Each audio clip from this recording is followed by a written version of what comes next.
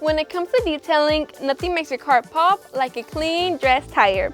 Today, I'm going to show you how to use our tire cleaner and tire coating for that perfect finish.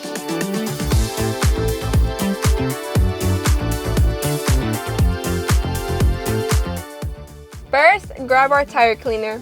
Spray it generously on the sidewall.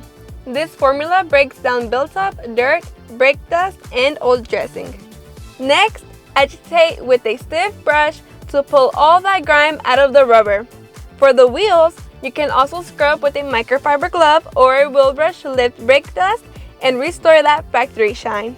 Rinse thoroughly and repeat if needed until the suds run clean. Once the tire is dry, it's ready for protection.